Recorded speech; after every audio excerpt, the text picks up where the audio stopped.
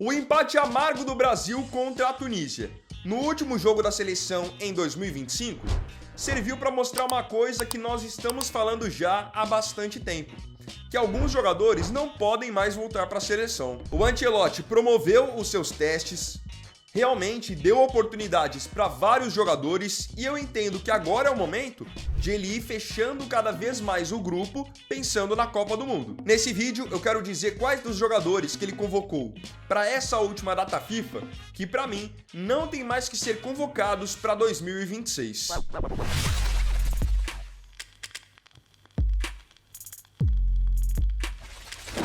A data FIFA chegou ao fim, agora é hora de voltarmos para a vida normal, com jogos do Brasileirão, final de Libertadores em breve, Liga dos Campeões, e você não vai perder nada sobre nenhum campeonato do mundo com o aplicativo SofaScore no seu celular. É um aplicativo totalmente gratuito que mostra para você as estatísticas dos jogos, quanto foi o jogo, quando que vai ter jogo, o horário, tudo de maneira completa. Se você ainda não tem o SofaScore, nunca baixou, você pode conhecê-lo sem compromisso nenhum. Só você escanear esse QR Code aqui, aponta a câmera do seu celular, ou se preferir, é só você clicar no link que eu vou deixar na descrição. Número 1. Bento. A situação do Bento é uma situação até um pouco engraçada. Por que eu digo isso? Porque quem acompanha o canal há mais tempo sabe que eu vivo numa relação de amor e ódio com o Bento. Já houve momentos sim em que eu quis o Bento na seleção. Depois, em outros momentos, eu entendia que ele já não deveria mais ser convocado. Enfim, em relação ao Bento, que é goleiro do Al Nassr da Arábia Saudita, eu sempre fico meio dividido, porque é um goleiro que eu enxergo como um bom goleiro, como um goleiro promissor. Quando ele teve a sua primeira chance na seleção, lá naqueles amistosos contra a Espanha e Inglaterra, ele foi bem. Só que ultimamente, ele não tem me passado confiança nenhuma. Essa que é a grande verdade. Ele foi mal naquele jogo que o Brasil tomou de 4 da Argentina. Recentemente, quando foi oportunizado, também não representou. E ontem contra a Tunísia, mesmo que o gol da Tunísia não tenha sido culpa do Bento, ao longo de todo o jogo vocês podem ter percebido também que ele estava muito inseguro. Inseguro nas saídas pelo alto, sempre fazendo defesa em dois tempos. Inseguro quando recuavam a bola para ele. Até mesmo numa reposição simples, ele conseguiu chutar nas costas de um jogador da Tunísia, acabou quase que se complicando de bobeira. E assim, naturalmente, o que eu imagino? O Bento, se for para a Copa do Mundo, ele não vai jogar. Ele vai ser o terceiro goleiro. Mas não é porque ele não vai jogar e vai ser o terceiro goleiro que também tem que convocar qualquer um. Eu acho que ele já teve várias chances. Hugo Souza foi convocado várias vezes também e já teve a sua chance.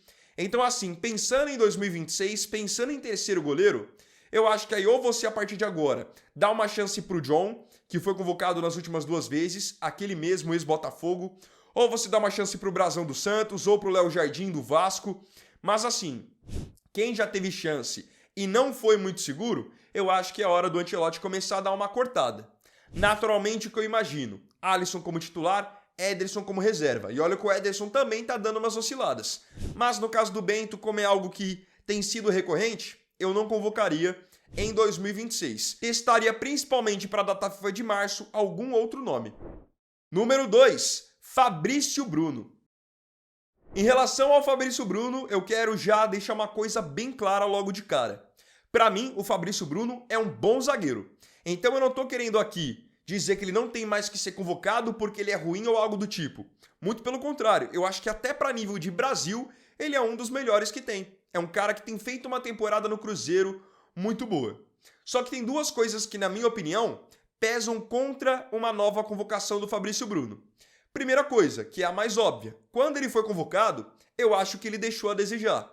Principalmente naquele jogo contra o Japão, ele deixou uma impressão muito ruim. E até por isso tem torcedores que entendem que ele não deveria mais ser convocado. Aí vocês vão dizer, poxa Vini, mas você vai se apegar em um único erro do cara para dizer que ele não tem mais que ser convocado? Beleza, agora entra o meu outro argumento em relação ao Fabrício Bruno. Eu acho que na zaga hoje, nós estamos assim muito bem servidos. O Brasil tem muito zagueiro de alto nível para ser convocado. Vou citar aqui os que têm sido chamados recentemente. Marquinhos, Gabriel Magalhães, Éder Militão. Para mim, um cara que tem que estar na seleção, o Alexandro Ribeiro do Lille também, um baita de um zagueiro. Aqui no Brasil você tem ainda a concorrência do Léo Ortiz do Flamengo, do Léo Pereira do Flamengo. Eventualmente voltando, Bremer da Juventus também é um zagueiro com potencial de seleção. Então o que eu quero mostrar com tudo isso? Que o Fabrício Bruno é sim um bom jogador, mas que quando teve a sua oportunidade não conseguiu abraçar, não conseguiu convencer e ao mesmo tempo ele está numa posição em que a concorrência é muito grande. Podem ver que eu citei aqui 5, 6 zagueiros muito bons e ainda mesmo que a gente tenha de repente um Militão como lateral direito, ainda assim tem 4 ou 5 nomes que eu enxergo na frente do Fabrício Bruno. Ontem ele acabou entrando no decorrer do jogo contra a Tunísia, fez um jogo bem ok, não comprometeu em nada. Na verdade, nem foi muito exigido. O que ele fez assim de mais relevante foi ter caído em cima do Estevão quando o Estevão estava deitado atrás da barreira. Então, em relação a ontem, eu nem tenho muito o que falar sobre ele. O que pesa muito ainda é aquele jogo contra o Japão e, obviamente, a concorrência no setor. Número 3, o Wesley. O Wesley é um jogador que quem acompanha aqui o canal sabe que eu vivo uma relação com ele muito parecida com o caso do goleiro Bento. Tem alguns momentos que eu acho que ele tem que ser convocado, outros momentos que não. E assim, o Wesley é um jogador que eu acho que de todos aqui, é um dos que menos pode reclamar de não ter tido oportunidade. O Wesley vem tendo chance na seleção desde a época do Dorival.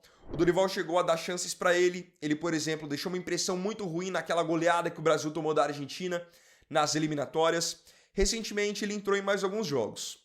No caso do Wesley, eu acho que tem duas coisas aí que estão pegando bastante para ele não ser mais convocado no ano que vem. Primeira coisa, o Wesley não tem, como eu disse, feito partidas seguras. Ele foi mal contra a Argentina, agora contra a Tunísia ele de novo acabou não fazendo um bom jogo, tanto que foi substituído já no intervalo, tomou um cartão amarelo aí com 10 minutos de jogo, poderia ter sido expulso com 23 minutos de jogo e ainda acabou entregando a bola que gerou o contra-ataque do gol da Tunísia. Na lateral direita, eu vou ser bem honesto. Eu acho que hoje o Brasil não precisa de um jogador que chegue na linha de fundo, que seja líder de assistência, nada disso. Precisa de um lateral que cumpra a função.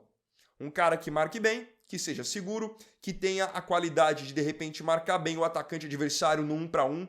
E esse cara hoje eu vejo como um Militão.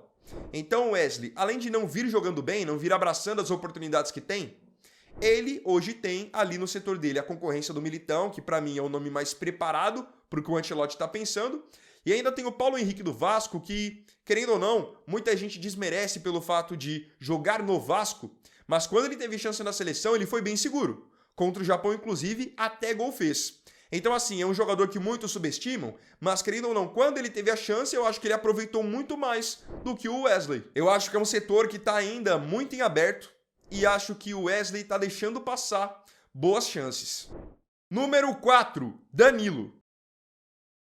Para mim, outro que não tem que ser convocado para 2026 é o Danilo. E isso eu digo independente da posição. Eu não convocaria o Danilo como zagueiro, eu acho que ele não tem espaço entre os zagueiros. Não convocaria ele nem para lateral direito e nem para lateral esquerdo. O Danilo é um cara que já teve incontáveis oportunidades na seleção. Para mim, na seleção, sempre foi um jogador mediano, nunca vi ele somar em muita coisa. E acho que ali na defesa hoje você tem nomes mais bem preparados. A zaga hoje está muito bem servida. Na lateral direita, acabei de falar que nós temos Militão, que tem Paulo Henrique. E se for para dar oportunidade para alguém, que seja para algum outro jogador. E não você trazer de volta um jogador como no caso do Danilo, que já teve várias chances e acabou deixando a desejar. É que muitos se esquecem, mas o Danilo encerrou o ano de 2024 na reserva da Juventus e na seleção ainda era colocado como titular e capitão pelo Dorival. E o Brasil sempre tomando gol e sufoco em cima dele. Hoje no Flamengo mesmo, quem acompanha sabe que o Danilo nem titular é. Então ele não é titular do clube dele, mas aí para a seleção ele serve. Posso usar o exemplo do Endrick aqui, que é um cara que um monte de gente quer que volte para a seleção, mas não volta porque ele não joga no clube dele. Qual que é o argumento no caso do Danilo? Eu entendo que no caso do Danilo tem a questão da experiência, de ele já ser um cara de, enfim, longa data na seleção brasileira, que não sentiria pressão e tal, mas tendo ainda 2 convocações pela frente, eu acho que o Ancelotti pode experimentar outros nomes. Número 5, Richarlison. Para alguns, quando eu falo sobre o Richarlison aqui no canal, soa como perseguição. Ou pelo menos soava. Porque eu percebi que de um tempo para cá, muita gente passou a concordar comigo. Pessoal, hoje eu não enxergo o menor espaço pro Richarlison na seleção brasileira, tá? Primeiro eu vou falar sobre o desempenho dele, para depois eu falar sobre concorrência. Pensando primeiro no rendimento dele. O Richarlison ele esteve em todas as convocações do Ancelotti. Quantos gols ele fez, já que o treinador tá dando tanta moral, tanta confiança para ele? Nesse ciclo, nenhum, beleza? Não fez nenhum gol na era Ancelotti e pós-Copa do Catar também não fez nenhum gol. E olha que ainda foi convocado também por outros treinadores. Então é um jogador que eu enxergo que ele não passa por um bom momento técnico. Ele sim já teve bons momentos na própria seleção, mas eu enxergo que de 2, 3 anos para cá, o nível dele caiu bastante. E até pelo que ele tem feito hoje no Tottenham, eu não enxergo um rendimento que o credencie a ficar sendo convocado de maneira insistente. Então aqui já é o primeiro ponto. E outra, nem jogou nessa data FIFA, o que mostra que ele pode estar ficando para trás. No primeiro jogo contra Senegal, o Brasil se deu muito bem jogando sem um 9 de referência. Contra a Tunísia teve mais dificuldade e aí o Vitor Roque veio do banco e pelo menos conseguiu cavar um pênalti. Mostrou ali que tá com mais ritmo, que tá entrando firme nas divididas. O Richarlison, quando entra, nem isso consegue fazer. Agora vamos para a parte da concorrência. Primeiro ponto de tudo, o Brasil parece estar se encaixando jogando sem um 9. Então isso já pesa, eventualmente, contra a convocação do Richarlison. Agora pensando em concorrência. O Brasil tem ali na briga para 9 pensando em Copa. Matheus Cunha tem sido convocado dessa maneira. Você tem o João Pedro do Chelsea, que é um bom nome. Eu acho que é um dos melhores nomes, inclusive. Aí você tem Vitor Roque metendo gol a rodo no Brasil. Caio Jorge metendo gol a rodo no Brasil. Pedro agora tá machucado no Flamengo, mas é um cara que em condições naturais também briga pela vaga. Igor Jesus do Nottingham Forest, naturalmente, briga pela vaga. E o Endrick, se tiver um pouquinho de sequência no Lyon, acredito que o Ancelotti também vai testar. Então, com 6, 7 nomes na frente do Richarlison, o que ele vai fazer na seleção em 2026? Fica aqui o questionamento, quero ver se vocês concordam comigo. E você pode depois até colocar aqui nos comentários se tem mais algum nome dessa última convocação do Ancelotti que você também não queria mais que fosse convocado para o ano que vem.